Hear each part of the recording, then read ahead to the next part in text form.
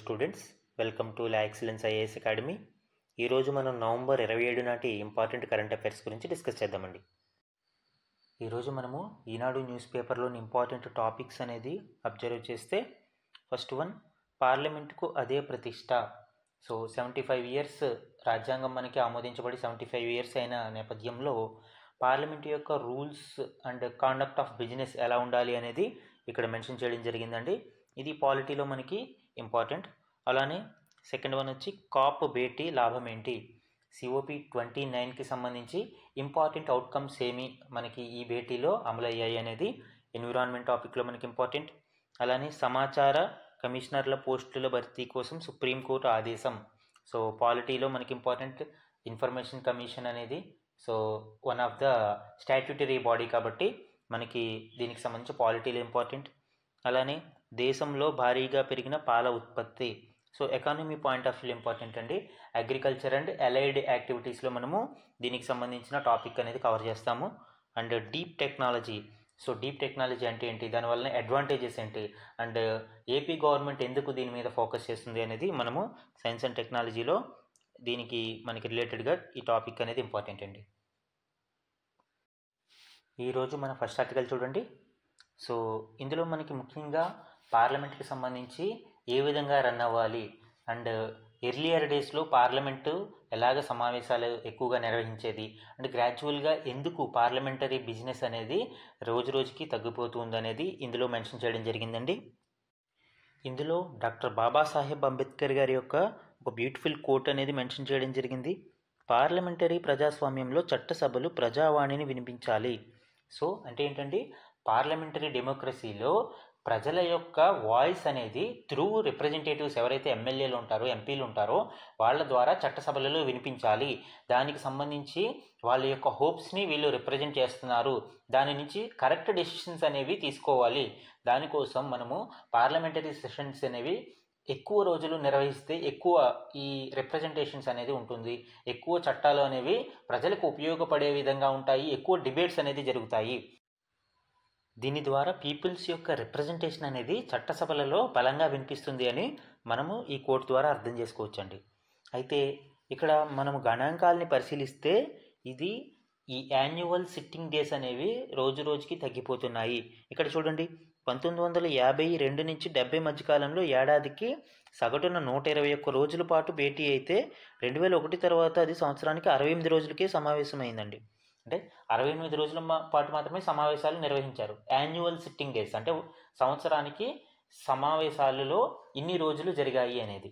అయితే 17వ లోక్సభ అయితే మరీ దారుణంగా 55 రోజులు మాత్రమే కొలువు తీరింది. అంటే సంవత్సరానికి 55 రోజులు మాత్రమే సమావేశాలు నిర్వహించగలిగారు. సో దీనివల్ల ఏం జరుగుతుందండి, ప్రొడక్టివిటీ ఆఫ్ లోక్సభ అనేది తగ్గిపోతుంది. ఎక్కువ రోజులు మనము చర్చలు అవి జరిగితే అంటే 1950s నుంచి 70s మధ్యలో చూస్తే సగటున 121 రోజులు సమావేశాలు జరిగితే ఇప్పుడు 55 అంటే సగానికి పైగా తగ్గిపోతుంది.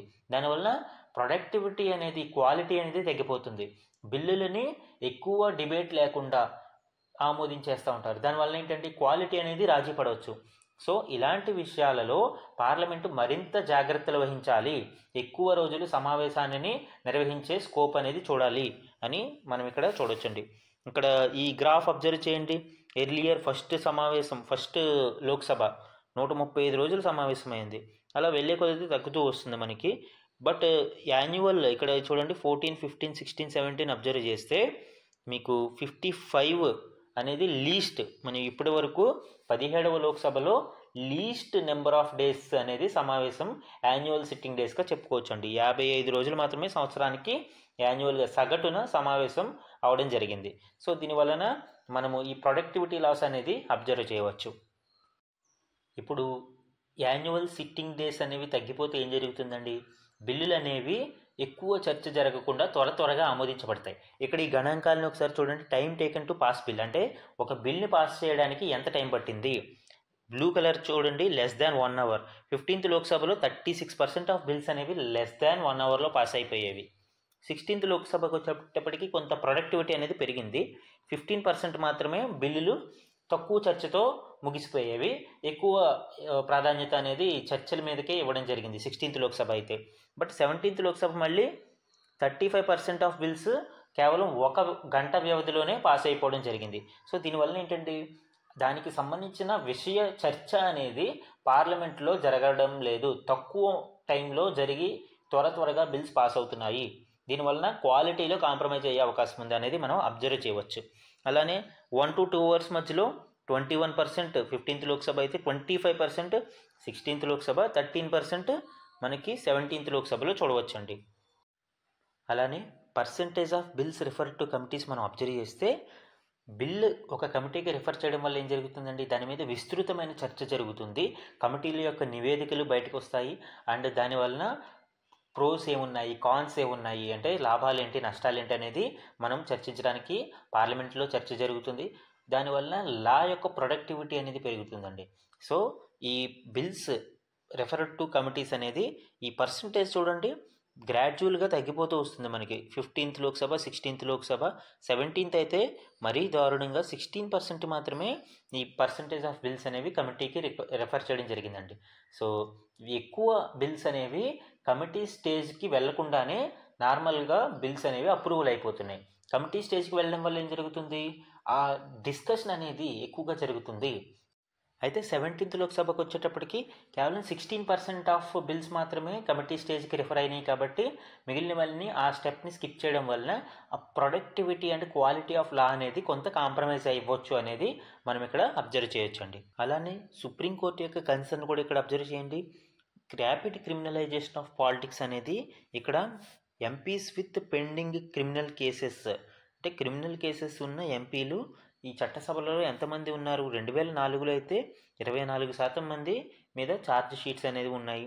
అలానే 2009లో 30% మంది, 2014లో 34% మంది, 2019కి వచ్చేటప్పటికి 43% మంది. అంటే గ్రాడ్యువల్గా ఈ క్రిమినలైజేషన్ అనేది పెరుగుతుంది. క్రిమినలైజేషన్ అంటే అవి ప్రూవ్ అవ్వచ్చు, ప్రూవ్ అవ్వకపోవచ్చు, బట్ క్రిమినల్ కేసెస్ అనేవి ఈ ఎంపీస్ మీద ఫైల్ అయ్యి ఉన్నాయి.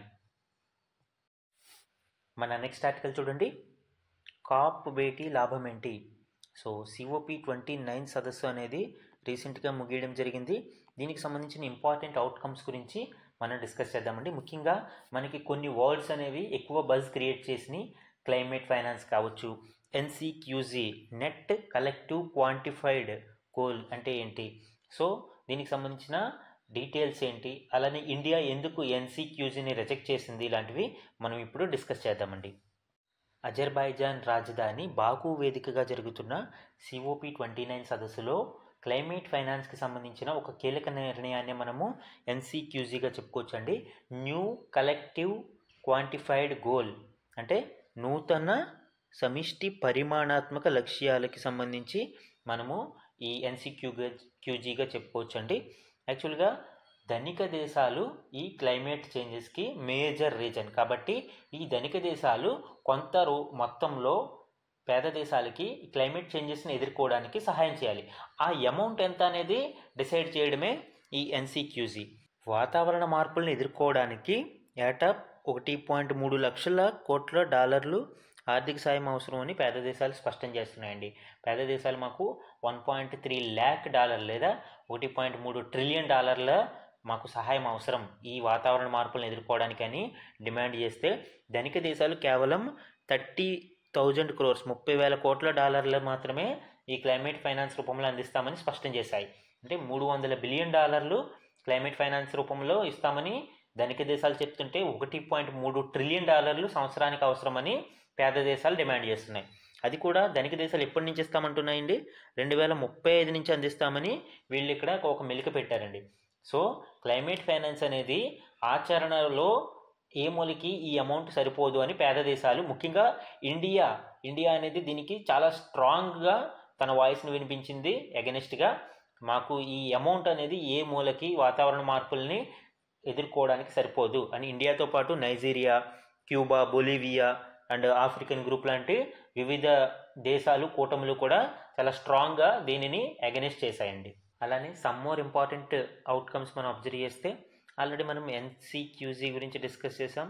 నూతన సమిష్టి పరిమాణాత్మక లక్ష్యాలకు సంబంధించి, అలానే పేద దేశాలు మరియు ధనిక దేశాల మధ్య జరుగుతున్న డిబేట్ గురించి మనము డిస్కస్ చేయడం జరిగిందండి. సెకండ్ వన్ వచ్చి కార్బన్ మార్కెట్స్కి సంబంధించి, so COP29 Paris agreement crediting మెకానిజంని అమలు చేసింది. అలానే కార్బన్ క్రెడిట్ల యొక్క నేషన్ టు నేషన్ ట్రేడింగ్ కోసం ఈ ఫ్రేమ్వర్క్ ఖరారు చేసింది. అసలు కార్బన్ క్రెడిట్స్ అంటే ఏంటి? సో యాక్చువల్గా నెట్ ఎమిషన్స్ని మనము తగ్గించగలిగితే కార్బన్ ఎమిషన్స్ని దానిని మనము బాండ్స్ రూపంలోను అండ్ క్వాంటిఫైడ్ బాండ్స్ రూపంలో మార్చి దానిని ట్రేడ్ చేసుకునే అవకాశాన్ని ఈ మెకానిజం కల్పిస్తుందండి. సో ముఖ్యంగా నేషన్ టు నేషన్ కార్బన్ మార్కెట్స్ని ప్రిపేర్ చేయడం కోసం, ట్రేడింగ్ కోసం ఈ ఫ్రేమ్వర్క్ని ఖరారు చేసింది. అలానే గ్రీన్ క్రెడిట్స్ కోసం కేంద్రీకృత UN trading system. So carbon credits, green credits లాంటి వాటిని మనము ట్రేడ్ చేసుకోవడం కోసం ఒక సెంట్రలైజ్డ్ సిస్టమ్, ట్రేడింగ్ సిస్టమ్ని, ప్లాట్ఫామ్ని ఏర్పాటు చేయాలి అని. అలానే లీమా వర్క్ ప్రోగ్రామ్ యొక్క పొడిగింపు. లీమా వర్క్ అంటే ఏంటండి? జెండర్ రెస్పాన్సివ్ యాక్షన్ ప్లాన్ని అమలు చేయాలి అని ఈ లీమా వర్క్ అనేది చెప్తుందండి. సో ఈ లీమా వర్క్ని కూడా ఎక్స్టెండ్ చేయాలి, దీని యొక్క టైం పీరియడ్ని ఎక్స్టెండ్ చేయాలి అని ఈ అవుట్కమ్స్లో మనము ఇంపార్టెంట్ అవుట్కమ్స్లో చెప్పుకోవచ్చండి. And India's initiatives in COP29 observe చేస్తే లీడ్ ఇట్ సమ్మిట్కి సంబంధించి మనము లీడ్ ఇట్ అంటే ఏంటండి? The leadership group for industry transition. అంటే భారీ పరిశ్రమలని మనము కర్బన ఉద్గారాలని తగ్గించి డీకార్బనైజేషన్ని ప్రోత్సహించే విధంగా ఏర్పడిన ఒక కూటమిని మనము లీడ్ ఇట్ అని పిలుస్తామండి. దీనిని 2019లో జరిగిన యూఎన్ క్లైమేట్ యాక్షన్ సమ్మిట్లో స్వీడన్ మరియు భారత్ ప్రారంభించాయి. దీనికి వరల్డ్ ఎకనామిక్ ఫోరం మద్దతు కూడా ఉంది. సో దీనికి సంబంధించిన చర్చలు అనేవి ఈ COP29 సదస్సులో భాగంగా కూడా జరగడం జరిగింది. మనము ఈ లీడ్ ఇట్ సమ్మిట్కి మేజర్గా స్వీడన్ మరియు భారత్ యొక్క భాగస్వామ్యం అనేది మనం ఇక్కడ అబ్జర్వ్ చేయాలండి. అండ్ సెకండ్ వన్ చూడండి, solar energy leadership. So India ముఖ్యంగా ఇంటర్నేషనల్ సోలార్ అలయన్స్ ద్వారా సౌర స్వీకరణను ప్రోత్సహించింది. అంటే ఈ ఇంటర్నేషనల్ సోలార్ అలయన్స్ ద్వారా ఏ కంట్రీలు అయితే ఈ అలయన్స్లో కూటమి సభ్యులుగా ఉన్నారో, భాగస్వాములుగా ఉన్నారో, వీళ్ళందరూ సౌర విద్యుత్తుని ఎక్కువ వినియోగించే విధంగా ప్రోత్సహించడానికి ఇండియా లీడర్షిప్ తీసుకోవడం జరిగింది. అలానే 2050 నాటికి వరల్డ్ మనకి సోలార్ ఎనర్జీ యొక్క పొటెన్షియల్ని, సామర్థ్యాన్ని 20 రెట్లు పెంచాలని భారత్ లక్ష్యంగా పెట్టుకుందండి. అండ్ థర్డ్ వన్ చూడండి, సిట్స్ అడాప్టేషన్ ఫైనాన్స్. సిట్స్ అంటే స్మాల్ ఐలాండ్ డెవలపింగ్ స్టేట్స్. అంటే చిన్న చిన్న ద్వీపపు దేశాలు, ముఖ్యంగా పనామా, ఫిజీ, కిరిబతి లాంటి ఈ దేశాలు ఈ పర్యావరణ కాలుష్యానికి, వాతావరణ మార్పులకి ఎక్కువ సఫర్ అవుతూ ఈ సముద్ర నీటి మట్టం పెరగడం వలన ఈ ద్వీపపు దేశాలు అనేవి చాలా మునిగిపోతూ ఉన్నాయండి. దీనివల్ల వాళ్ళ జనాభా ఒక చోట నుంచి ఇంకొక చోటకి ట్రాన్స్లోకేషన్ చేయడము, అలానే వాళ్ళ రిసోర్సెస్ అన్ని కోల్పోవడం అనేది మనం ఇక్కడ అబ్జర్వ్ చేయాలి. సో ఇలాంటి చిన్న చిన్న దేశాలకి భారతదేశం వాళ్ళకి సహాయం చేయడం కోసం ప్రపంచ దేశాలు ముందుకు రావాలి అని భారతదేశం అడ్వకేట్ చేస్తుందండి. అంటే వాళ్ళ యొక్క తరపున భారతదేశం వాయిస్ని వినిపిస్తూ ఉంది. సమాచార కమిషనర్ల పోస్టులను ఇమీడియట్గా భర్తీ చేయండి అని కేంద్ర రాష్ట్రాలకు సుప్రీంకోర్టు ఆదేశించడం జరిగిందండి. అంటే ఎక్కడైతే ఈ ఇన్ఫర్మేషన్ కమిషనర్స్ యొక్క పోస్టులు వేకెన్సీ ఉన్నాయో వాటిని ఇమీడియట్లీ భర్తీ చేయండి అని కేంద్ర రాష్ట్రాలకు సుప్రీంకోర్టు ఆదేశించడం జరిగింది. ముఖ్యంగా CICలో, సెంట్రల్ ఇన్ఫర్మేషన్ కమిషన్లో ప్రధాన సమాచార కమిషనర్తో పాటు 11 పోస్టులకు గాను 8 పోస్టులు ఖాళీగా ఉన్నాయండి. అలానే జార్ఖండ్, త్రిపుర, తెలంగాణలో కూడా సమాచార కమిషనర్లు లేకపోవడం అండ్ దీనివల్ల SICలు సరిగా పనిచేయడం లేదని సుప్రీంకోర్టు ఆగ్రహం వ్యక్తం చేసింది. మనకి ఎగ్జామ్ పాయింట్ ఆఫ్ వ్యూలో సెంట్రల్ ఇన్ఫర్మేషన్ కమిషన్, కేంద్ర సమాచార కమిషన్ అనేది ఇంపార్టెంట్ అండి. RTI యాక్ట్ 2005 ద్వారా, అంటే సమాచార హక్కు చట్టం 2005 ద్వారా దీనిని ఏర్పాటు చేశారు. అంటే ఇది ఒక స్టాట్యూటరీ బాడీ అండి. సో కాన్స్టిట్యూషనల్ బాడీ కాదు, ఇది ఒక స్టాట్యూటరీ బాడీ. దీనికి సంబంధించిన ఇన్ఫర్మేషన్ చూడండి. కేంద్ర సమాచార కమిషన్లో ఒక చీఫ్ ఇన్ఫర్మేషన్ కమిషనర్ మరియు 10 మందికి మించని సమాచార కమిషనర్లు ఉంటారు. అంటే 1+10 11 మంది సభ్యులు ఈ ఇన్ఫర్మేషన్ కమిషన్లో CICలో ఉంటారండి. అలానే ఈ సభ్యులను ఎవరు నియమిస్తారు? రాష్ట్రపతి నియమిస్తారు. ఎవరి ఆదేశాల మేరకు, ఎవరి సిఫారసుల మేరకు అంటే ఒక కమిటీ సిఫారసుల మేరకు ఈ సభ్యుల్ని నియమిస్తారు. ఆ కమిటీలో ఎవరెవరు ఉంటారు? కమిటీ చైర్పర్సన్గా ప్రధానమంత్రి ఉంటారు. అలానే లోక్సభలో ప్రతిపక్ష నాయకుడు కూడా కమిటీలో సభ్యులుగా ఉంటారు. ప్రధానమంత్రిని నామినేట్ చేసిన కేంద్ర కేబినెట్ మంత్రి ఒకరు సభ్యులుగా ఉంటారు. అంటే ఈ 3 సభ్యులతో కూడిన కమిటీ రాష్ట్రపతికి సిఫారసు చేస్తే రాష్ట్రపతి ఆ సిఫారసుల మేరకు ఈ సమాచార కమిషనర్లని నియమిస్తూ ఉంటారండి. అలానే ప్రధాన సమాచార కమిషనర్ మరియు సమాచార కమిషనర్ల యొక్క నిబంధనలు, జీతాలు, అలవెన్సెస్ ఇవన్నీ కూడా కేంద్ర ప్రభుత్వం సూచిస్తుంది. యాక్చువల్గా ఈ నిబంధనలన్నీ కూడా కేంద్ర ప్రభుత్వం సూచిస్తుంది. ఆర్టీఐ యాక్ట్ 2019 అమెండ్మెంట్ ప్రకారం వీరి యొక్క పదవీ కాలం టెన్యూర్ కూడా మార్పులు చోటు చేసుకోవడం జరిగిందండి. ఎర్లియర్ ప్రధాన కమిషనర్ మరియు సమాచార ఇన్ఫర్మేషన్ కమిషనర్స్ ఎవరైతే ఉన్నారో వాళ్ళ యొక్క టెన్యూర్ అనేది 5 years ఆర్ 65 years ఆఫ్ ఏజ్గా ఉండేదండి. అంటే 5 సంవత్సరాల పదవీ కాలము లేదా 65 సంవత్సరాల వయసు వచ్చే వరకు అనేది ఉండేది. బట్ ఇప్పుడు దానిని కేంద్ర ప్రభుత్వం నిర్దేశించిన కాలానికి మరియు లేదా వాళ్ళకి 65 సంవత్సరాలు వచ్చే వరకు పదవిలో ఉంటారు. అంటే ఫిక్స్డ్ టెన్యూర్ అనేది తీసివేయడం జరిగింది. According to RTI act 2019 amendment ప్రకారం ఈ ఫిక్స్డ్ టెన్యూర్ 5 సంవత్సరాలు ఏదైతే ఉందో ఆ టెన్యూర్ అనేది తీసివేయడం జరిగింది. కేంద్ర ప్రభుత్వం ఎంత కాలానికి వీళ్ళని నియమిస్తే లేదా 65 సంవత్సరాల వయసు వచ్చే వరకు వీళ్ళు పదవిలో కొనసాగుతారు. అలానే వీళ్ళు రీఅపాయింట్మెంట్కి అర్హత లేదు. No reappointment. They are not eligible for reappointment. ఈ పాయింట్స్ని గుర్తుపెట్టుకోండి. మన నెక్స్ట్ ఆర్టికల్ చూడండి. దేశంలో భారీగా పెరిగిన పాల ఉత్పత్తి. సో యాక్చువల్గా November 26న నేషనల్ మిల్క్ డేగా జరుపుకుంటా ఉండి మనకి క్షీర విప్లవ పితామహుడు వర్గీస్ కురియన్ గారి జయంతి సందర్భంగా November 26ని నేషనల్ మిల్క్ డే, జాతీయ క్షీర దినోత్సవంగా జరుపుకుంటాం. ఆ కంటెక్స్లో మనకి ఈ ఆర్టికల్ అనేది మనం డిస్కస్ చేద్దామండి.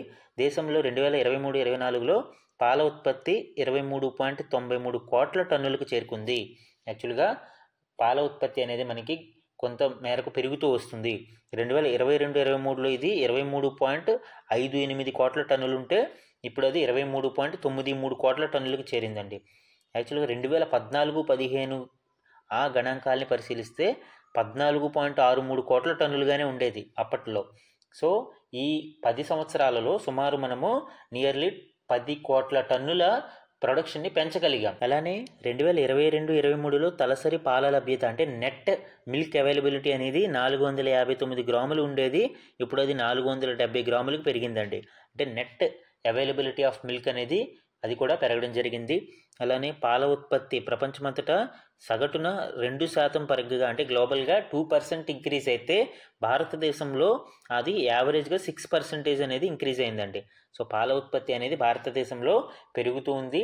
నెట్ అవైలబిలిటీ మిల్క్ కావచ్చు, అలానే వాల్యూమ్ ఎవరైతే క్వాంటిటీ అనేది కూడా మనకి 23.93 కోట్ల టన్నులకి చేరుకుందండి. అలానే గణాంకాలని పరిశీలిస్తే మనకి గ్రాడ్యువల్గా ఇంక్రీజ్ అవుతూ వస్తుందండి. ఎక్కడా కూడా డిక్రీజ్ అనేది లేదు.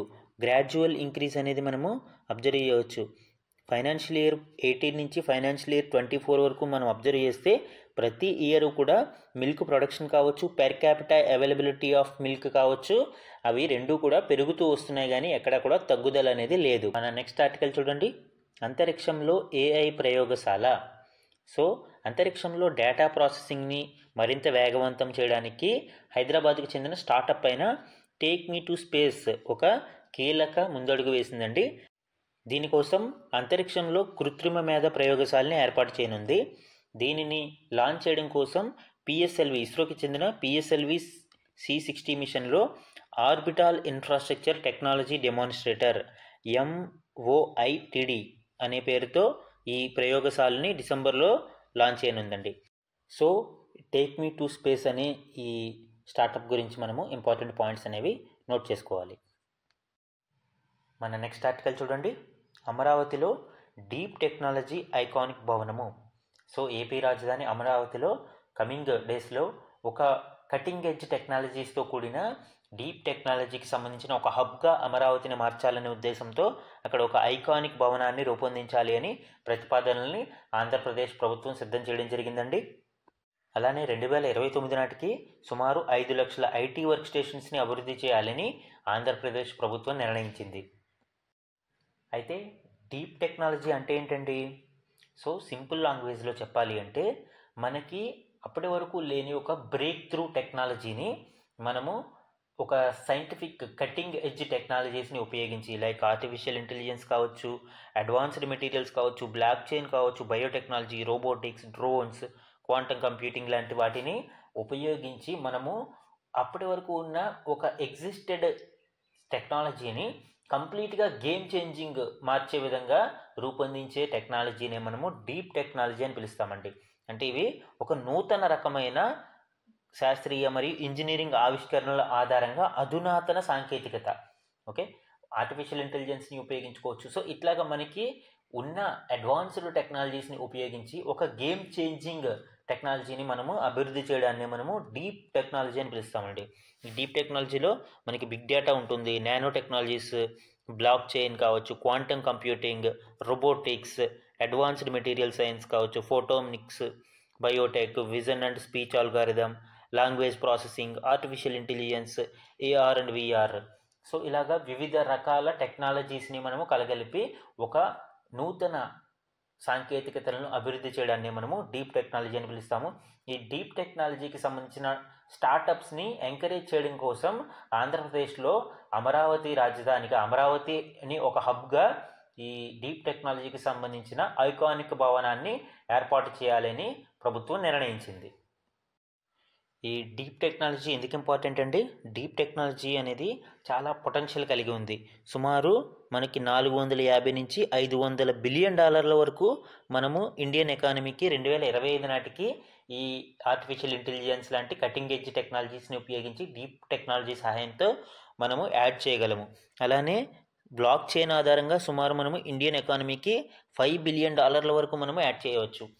అలానే ఇండియాస్ డీప్ టెక్నాలజీ పై తీసుకుంటే, అంటే మొత్తం డీప్ టెక్నాలజీలో ఎక్కువ స్టార్టప్స్ దేంట్లో ఉన్నాయనేది మనం అబ్జర్వ్ చేస్తే ఆర్టిఫిషియల్ ఇంటెలిజెన్స్లో మనకి 1900కి పైగా ఈ స్టార్టప్స్ అనేవి ఇండియాస్ డీప్ టెక్నాలజీ రంగంలో ఉన్నాయండి. అలానే big data, internet of things, block chain, AR, VR, వెబ్3, సైబర్ సెక్యూరిటీ, లైఫ్ సైన్సెస్ ఇలాగా మిగిలినవి స్టార్టప్స్ కూడా ఈ డీప్ టెక్నాలజీ రంగంలో ముందడుగు వేస్తున్నాయండి. అలానే మన నెక్స్ట్ ఆర్టికల్ చూడండి. హైదరాబాద్ యొక్క దిశ మార్చేలాగా 250 మాస్టర్ ప్లాన్ అనేది రూపొందించడానికి ప్రణాళికలు తెలంగాణ ప్రభుత్వం రచిస్తుందండి. దీనికి సంబంధించిన డీటెయిల్స్ సీఎం కార్యాలయం వెల్లడించడం జరిగింది. ముఖ్యంగా ఈ ట్రాఫిక్ సమస్యల్ని పరిష్కరించడం కోసం కావచ్చు, అలానే మెట్రో యొక్క విస్తరణకి సంబంధించి ఇందులో ఈ మాస్టర్ ప్లాన్లో భాగంగా ఉన్నాయి. అలానే మూసీ పునరుజ్జీవనము, చెరువుల పరిరక్షణ ద్వారా ఎన్క్రోచ్మెంట్స్ ఎక్కడైతే ఉన్నాయో వాటిని హైడ్రా ద్వారా తొలగించడం జరుగుతుంది. దీనివల్ల ఏం జరుగుతుందంటే అటు పర్యావరణంతో పాటు రెయిన్ వాటర్ అనేది కూడా నగరం ములగకుండా ఈ చెరువులు మరియు నదులలో కలవడం ద్వారా ఈ రెయిన్ వాటర్ అంటే సబ్మెర్జింగ్ ఈ ప్రాబ్లమ్స్ అనేవి సాల్వ్ అవుతాయండి. అలానే కొన్ని ఇంపార్టెంట్ వన్ లైనర్స్ మనం అబ్జర్వ్ చేస్తే, ప్రధాని నరేంద్ర మోడీ గారు నవంబర్ 25న ఢిల్లీలో అంతర్జాతీయ సహకార కూటమి ICA ఆధ్వర్యంలో జరిగిన గ్లోబల్ కాన్ఫరెన్స్ ఆఫ్ కోఆపరేటివ్స్ అనే సదస్సులో ప్రసంగించారండి. ఇందులో భాగంగా ఆయన ఐక్యరాజ్య సమితి యొక్క అంతర్జాతీయ సంవత్సరంగా 2025ని సహకార సంఘాల సంవత్సరంగా ప్రకటించడం జరిగింది. అలానే దానికి సంబంధించి ఒక స్మారక పోస్టల్ స్టాంపును కూడా విడుదల చేయడం జరిగిందండి. అలానే ఇటీవల జరిగిన క్యాబినెట్ మీటింగ్లో రైతులను న్యాచురల్ ఫార్మింగ్, ప్రకృతి సేద్యం వైపు మళ్లించడానికి, వాళ్ళని ప్రోత్సహించడానికి సుమారు 2481 కోట్లకి ఆమోదం తెలిపింది. దీనిలో భాగంగా 2025-26 నాటికి సుమారు 1 కోటి మంది రైతులని 7.5 లక్షల హెక్టార్లలో న్యాచురల్ ఫార్మింగ్ని, ఈ ప్రకృతి సేద్యాన్ని చేపట్టేలాగా ప్రోత్సాహాలు అందించడం జరుగుతుందండి. సో ఇది ఈరోజు మన ఇంపార్టెంట్ కరెంట్ అఫైర్స్ డిస్కషన్ అండి. Thank you for watching.